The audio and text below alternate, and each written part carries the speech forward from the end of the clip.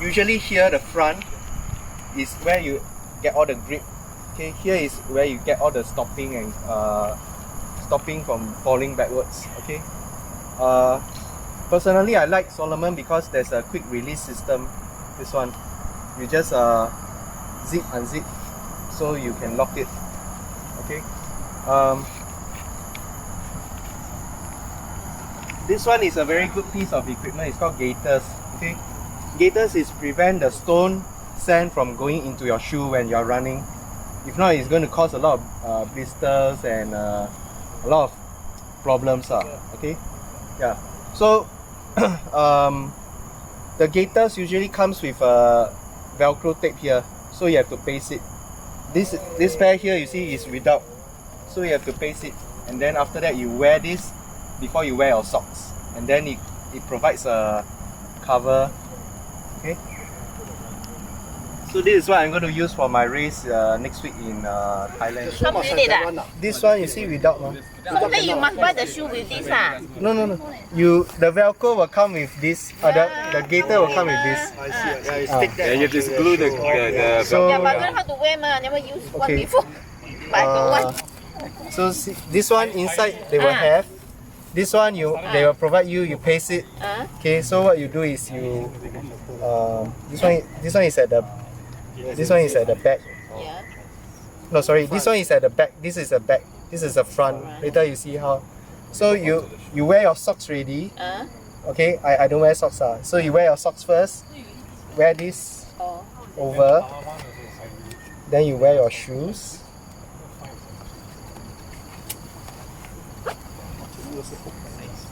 Okay. Then you tighten your lace. And then what you do is this one over here, this one, paste it behind, and then this one, go all the way to the front, the two intersecting loop, like that, and then you cover it. So the end product, what you see is something like that. You see, this is without, the stones can go in.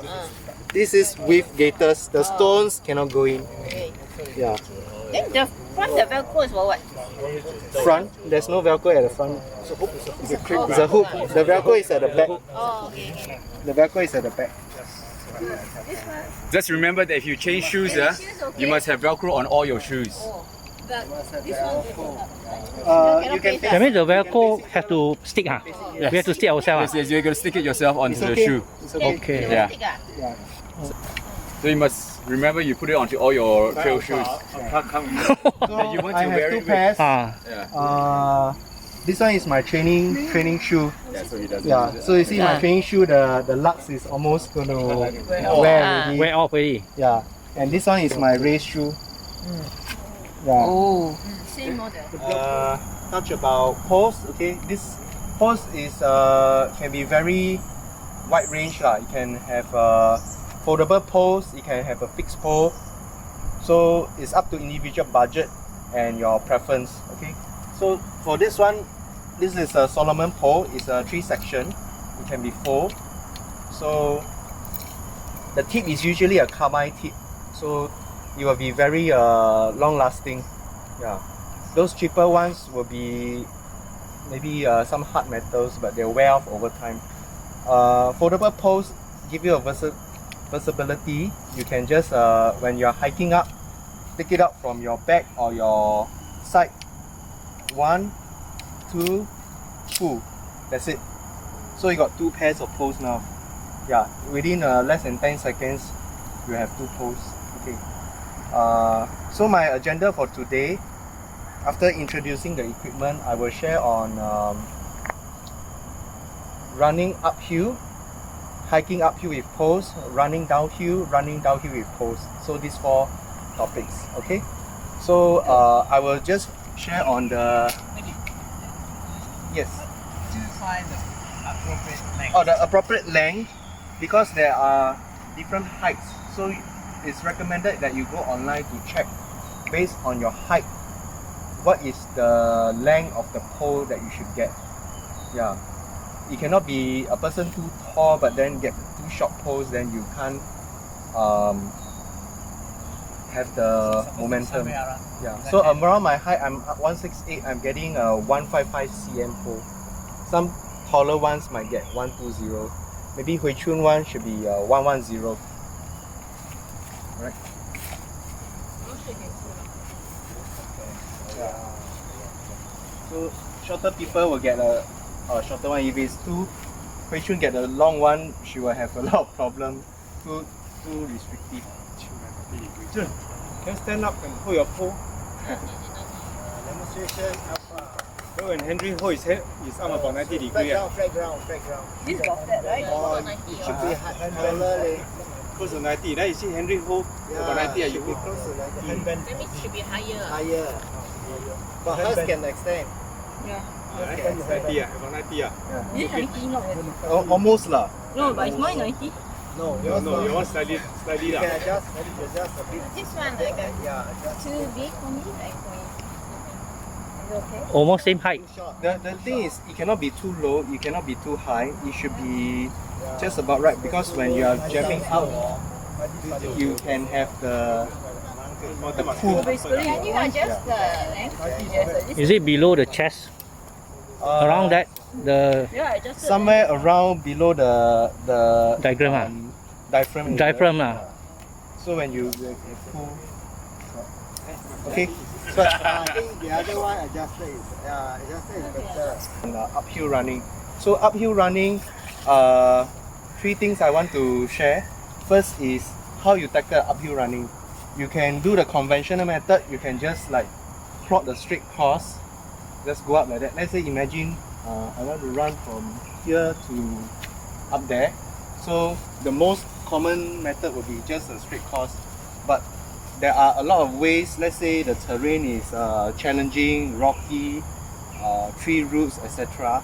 So what you can do is when you're running, you can do those zigzag method. So this will break the momentum of how your legs muscle are going to be used.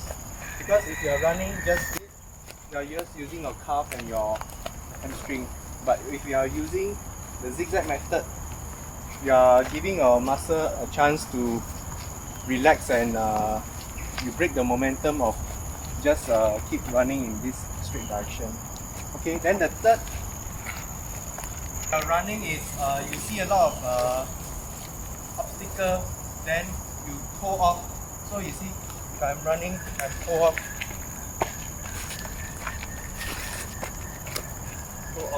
Pull off. The advantage is you land and then push yourself to give your TLE, how to say? TLE is give the momentum lah. Yeah. Okay, so different terrain will call for different kind of running technique. I can't say for sure which one you'll use, but when you're running long enough, you'll be able to know which one to use. Okay. Then the next important thing is when you're running uphill, that's where your lugs come into play. When you run, you select your surface. So you can either land on a soft surface, you can land on a hard surface, and hard surface, this is a hard flat, this is hard rough. Okay, when you land, when it's raining, full of algae, of course you don't choose this one, you're going to sleep. You see, already sleeping.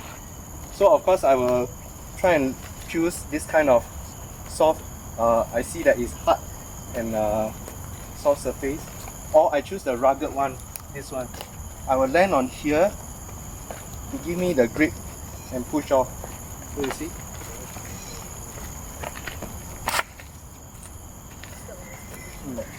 So all this will come into play when you run. You have to process and think where you want to step.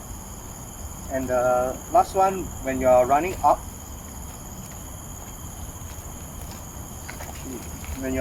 right, your back of your heel, you should find this hard surface as an anchor point, so you won't slip back. Sometimes it's difficult lah. I mean, yeah. So when you run, you try to find, or when you hike, more like for hiking, when you hike up, then you use this back of your heel to be at the stones as your anchor point, so you won't slip back. So this will be very useful. Running downhill, later I talk about the pose uphill and downhill. So running downhill, also 3 things to observe. Regardless whether it's big rock, small rock, tree root, this one is a very conventional method of running. Okay, so it's just small step, small step, small step. Okay, but depends on the terrain. Yeah. To do a good downhill run, what you need to do is, if you're standing straight, it's called control falling. If I'm standing straight, I lean forward. Naturally, I will lift up my legs to balance and start running. Cadence, your foot strike length will be shorter. Your cadence will be faster. You see? So this is how I'm going to run. I'm going to use my toes more. I'm going to use a shorter foot strike. I'm going to land more on towards my front portion of my shoe. This is also where the grip are, and I'm able to have more grip when going down. So remember, shorter strike length, higher cadence. Okay. If it's very very steep terrain, I know there's a tendency to go back, lean backwards, and then you are using your calf and your shoes as a braking, but try not to do that. It's going to expel a lot of your energy, and your posture is totally wrong. What you can do is you lower down your CG a bit, and then when it's very steep, right, you lower down a bit, you shorten your strike length even more. It is very very steep. Okay. Your foot landing, because your strike length is shorter already, so you just lower down a little bit of your posture, then your strike length shorter. The third thing is also choose the rocks and branches where to step. So let's say you see this one, this root here, you can either leap across. If it's a big one, protruding out one, you can use it to 接力. That means you use the branch to step off and then bounce off. Yeah. How far to look in front when running downhill?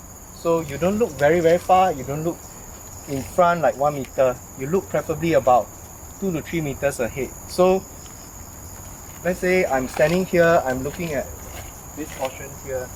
My mind is already processing from here to here. What are the obstacles, what are the dangers, so that I know how I'm going to run. Yeah.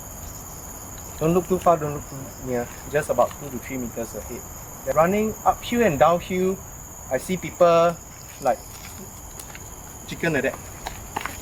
The hands off flapping about. Keep your arm close to your torso.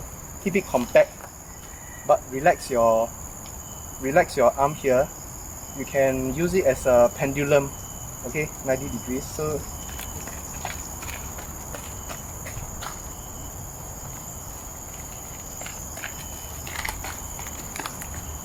okay, hiking, right? Sorry, I missed out on that one. He's running downwards, then he needs the balance, then he can. So if let's say this is a very steep uphill, like imagine,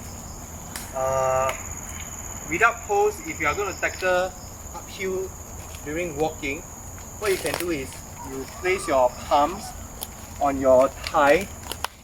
You just lean forward slightly, and then you push as you go up.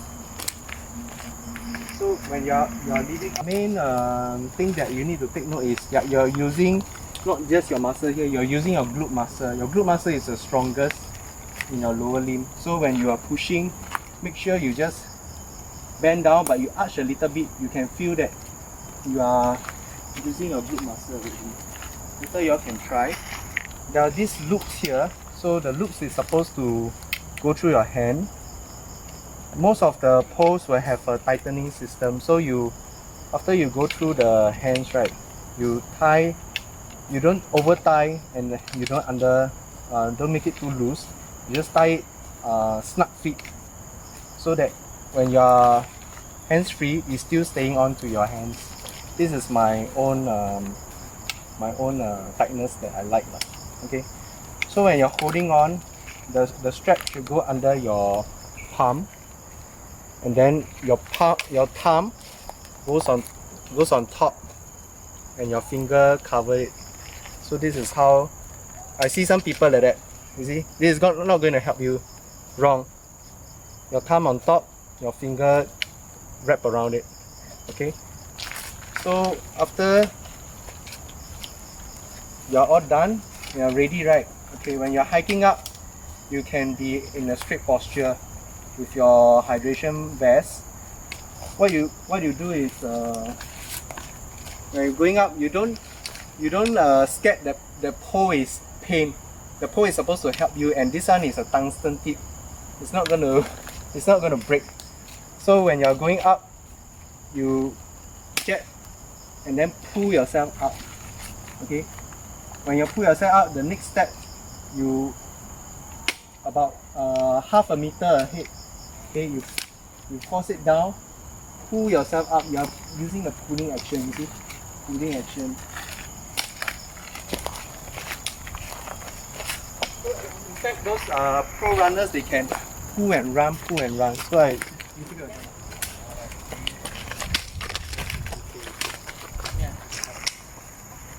gently. Yeah, no use. It's not gonna help at all. That means the momentum's going together with the pole You know, like skiing like that. Okay.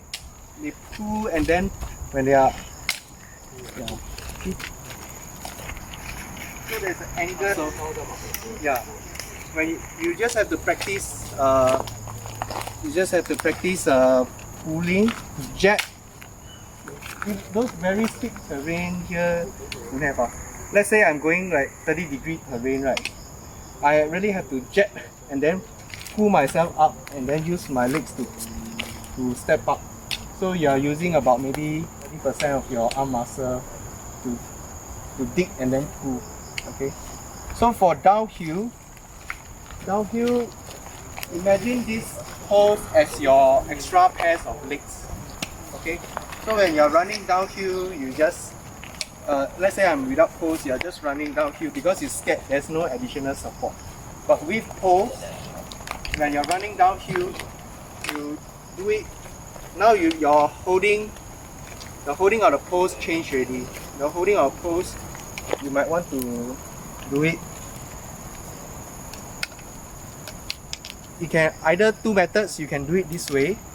Not really recommended because it's very unnatural lah. But some people, I see they do it and then with a lot of success. So they just want to use it as a freaking. But personally, I will recommend. So just now I say uphill is like that. Okay, downhill, I just relax, let go a bit. I just let go a bit like that. Okay. The reason why I don't do grip is because I don't want it to be rigid. I want it to be angled. So that's why I'm holding it like that. So when I'm going downhill, I'm going to just use this as an extra pair of legs. This one will give me a support. I go down. Give me a support. I go down. Give me a support. I go down.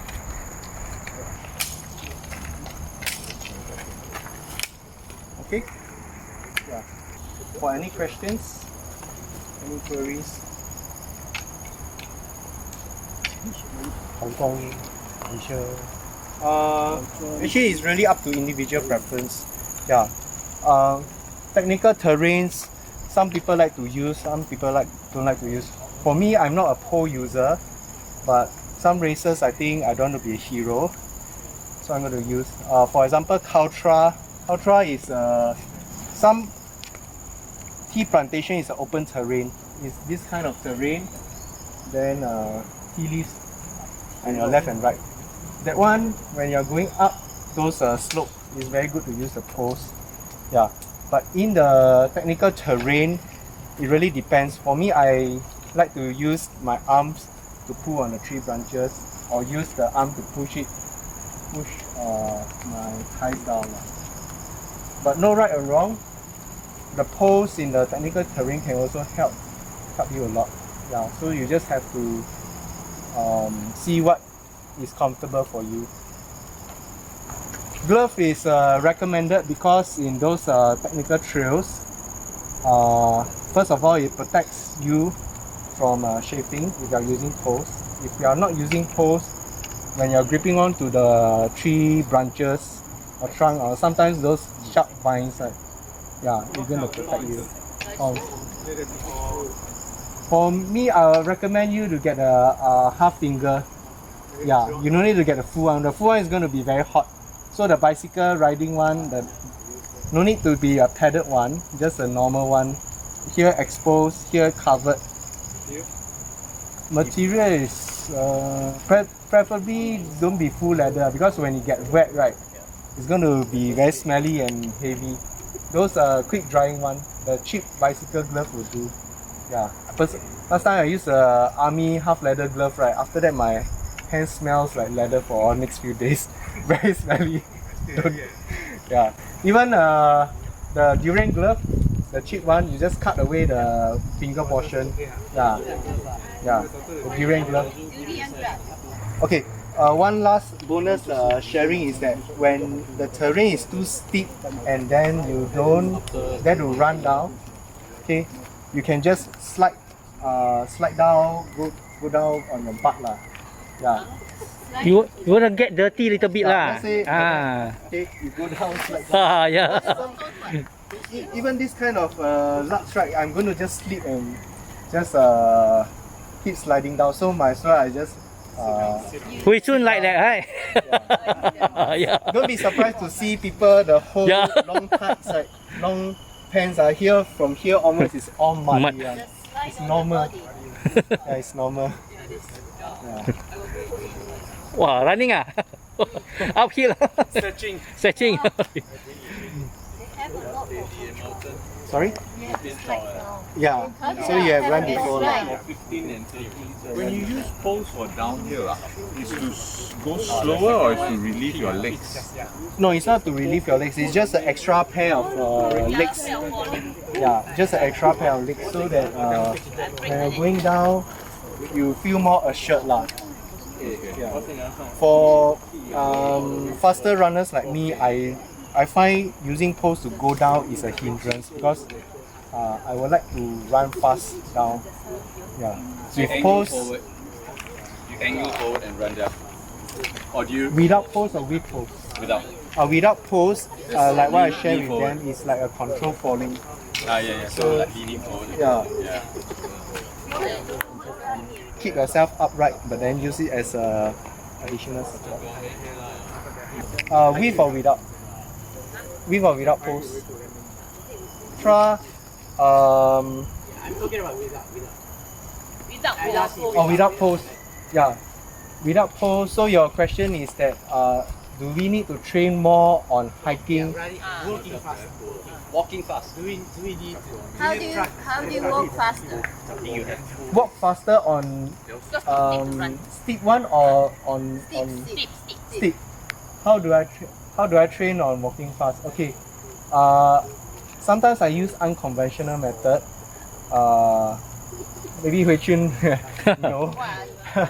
Okay, you see now when you are training, right, you are training without a load, so you are just walking fast. What you can do is you can carry a vest, you put sand, you put extra water, make it about 4 or 5 kg. Then you do all your training, you practice hiking up with your load. Okay, when come to race day, that's not so heavy. When you remove your load, you feel yourself lighter, you feel your legs are stronger. So you just need to carry a backpack or load your hydration vest with extra stuff. You mean that you use the back muscle or? No, You train your weight. you train with a weight that is weighing you down. It's going to improve your leg muscle. Yeah. So if you are going for people who are going to gym, you can target three kinds of area. One is this kind of lunges. Okay, the lunges is going to help the muscle here. Next one is the squats. Squats is also going to help the explosive power. How many So squat when we you need to do? per day? How many squat we need to do a day? A day, Ah. Wow, no hard and fast. But I mean, as a static exercise, every time you finish your run, you can do 5 sets of 20 lah. Okay. Yeah. So with the explosive power, you can really hike easier and hike faster. So weighted vest, rucking, Rucking, yes. right? His favorite rucking. RDRC, they sell those weird like zebra, those leopard print. I find it like very funny. So you all can order online. This one is from Philippines. So far, I use it for a few 100 miles, a few 100K. Is still very intact. Yeah. Ahon, AHON. This one, the retailer is at Peninsula Plaza next to Funan. You all can go and Google. But there are other brands. There are other brands. I recommend you to buy one for Cultra. It's really very helpful and it's a very small investment. The Thailand one you also wore, is it? Yeah. Do they sell in Decathlon? Decathlon. Okay, Solomon Not as got good. his own. Decathlon Theirs not as is the rubber strip underneath, which I don't like. It's going to wear and tear. Decathlon, they have their own, but I like this is because easy to wash, lightweight, and feels comfortable. The Decathlon one is rubberish. It's going to feel very heavy. Alright guys, I can share a bit of this. So I have both and I've tried both. This is more elastic, the material. So it'll wrap around your ankle. So you definitely won't have things crawling in there or rocks falling in. Whereas the Decathlon is not as snug. And it will move around, so you still may have things going in, or that either creeper crawlies or stone and stuff like that, sand, whatever. Yeah. And there's the strap underneath, so not as good. This one has been worn. Yes. But you don't want. Let's say you feel hot, right? What I do is that. Then I just Yeah. You just stay there. I just then become an anchor socks. You race one, you use it sparingly, keep it in the best condition for a race. Shoes, also individual preference, whether to wash or not. Yeah, I usually don't wash the shoe unless it's too dirty to get onto public places. Yeah, you see mine, I just have a fixed way and then, yeah. I usually don't wash the shoes. Okay, Derek have a question. He asked what kind of food is available at the aid station for Cultra. My memory is that the normal water points, they have isotonic, plain water, banana, egg. Yes, and Sure, how? bread, Station at Cultra. some simple sandwich, watermelon. Yeah. The concern is the food hygiene. I mean, I don't know whether you Noodles. stuff you might get diarrhea. It's exposed there lah. People come, take and go. I think your egg is small. Hard-boiled egg lah. Hard-boiled. You should bring your own food. Which one is after braised egg? So you eat the food there. I eat the food plus I brought a bit of gels and sauce. Personally, I have one favorite lah. I used to cook the luncheon meat. I buy one can of luncheon meat, then I ask this roadside store, right? Okay, you are staying in Cameron Highland. There's a lot of those homestay, and downstairs they have those coffee shop, right? You just give maybe like 10 ringgit. You ask, uncle, can you cook for me? You know, fried the luncheon meat. One can, you slice it into maybe, I don't know, 5 to 10 pieces. They say don't fry until too hard. Still got a little bit of moist. Put it in a Ziploc bag. I pack it into Ziploc bag of 222 lah. So when I'm hiking uphill, right, I take one piece of luncheon meat, I eat lah. Luncheon meat is high in fat, got sodium, perfect food. Tastes good also. Go and find the most sodium one. So you no need salt tablet, all this. Yeah. True. Yeah. For Cultra at a U-turn point, you go down the slope all the way until this big wooden hut. Inside they have, last time I remember they have porridge. Yeah. They have pasta, but every year might change. Noodles. Get noodles 1 year, right? That time? Yeah. Noodles. Then after that you finish, then you have to hike up back the steep slope up back to the peak of the tea plantation. Still run or today is our last one? But you train in Tomorrow, okay. Chin Chin got a question Same, regarding we also tapering. Our Thailand race is on the 7th. 7 is on a Saturday. Today is Monday. So tapering really varies on individual lah. Yeah. But I'll strongly recommend the next 654. You no need to do any run. You just make sure you eat well, sleep well. Yeah.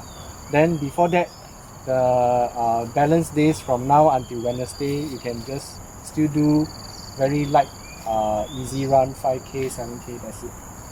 Okay, Henry Young, another one question. How about the carbo loading? But usually we all heard people who do the running for the marathon, all this, they do a carbo loading. But usually for the ultra, right? Quite a bit curious. Is it the same method we do the carbo loading 2 or 3 days before?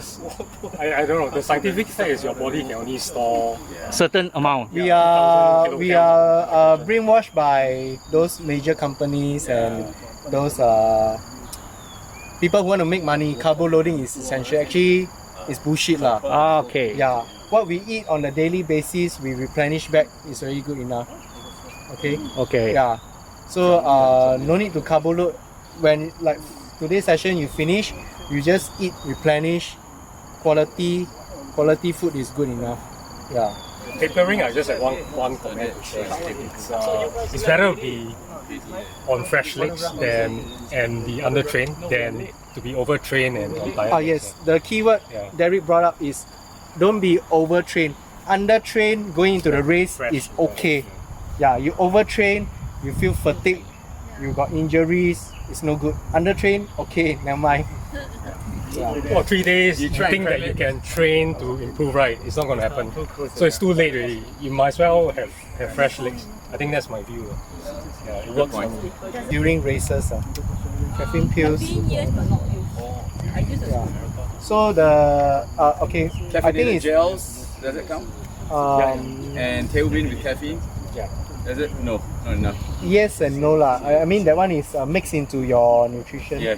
What I'm trying to say is those like long races Okay. that you're going to Overnight. overnight one. So for me, I'm not a coffee drinker. I'm sensitive to caffeine. I abstain from caffeine at least 1 to 2 weeks before the race. So when come to race, let's say those 100k, 100 miles, at some point the Z monster will attack me and I'm gonna get sleepy. So I'll just pop the pure caffeine pill, 200 mg per pill, pop it in. Within the next 15 minutes, the effect kicks in and then I'll be more alert. Yeah, I passed spiritual some and I think it works for her lah. Right. Yeah. Normally I use RDRC 60 mg every 2 to 3 hours or so. Caffeine strips. The strips. Yeah, they taste horrible, but okay. At least the blue one is okay. The other colors, yes. 50 milligram, which is about a cup of coffee to get the effect. Yeah. Anything like 35 milligram in the tailwind, right? It's not gonna. enough. You need a lot more to It also really depends kick on the start. Okay. personal tolerance. Like you said, you to know. abstain, so But I'm a coffee drinker. Bananas, I get a bit of tummy upset. So maximum, I think in a race about 4 to 5. That's it. you want to avoid fiber, actually. Not too much fiber. Find a food that going to give you the comfort and the satisfying one. How about carbo? I'm a carbo guy. Heavy carbo guy. No carbo, I no strength. Okay, my suggestion to you, you boil the sweet potato or potato, put a bit of salt, carry it with you. It's going to give you a lot of energy instead of gels. Potato or sweet potato or anyone. Potato or sweet potato. And yeah, uncomfortable. It's odd. I don't know why. Coconut bun because of coconut, is it? The one with the shredded coconut? Yeah. Yes. Or maybe it's your body Cannot take it. the coconut have the laxity effect. Oh. Yeah. Some people can tolerate, some people cannot. Right. Yeah. Red bean will probably serve you better. Okay. Red bean or yam paste instead of coconut. Right. From now until Cultra is in July. So about 8 weeks. 8 weeks, right? So if you count down the 5th week and the 4th week, right? You should be doing your longest run already. Then after that, it's slowly. 5th and 4th. 5th and 4th. 3rd also can 5th, 4th, 3rd. Doing your longest run and slowly taper down.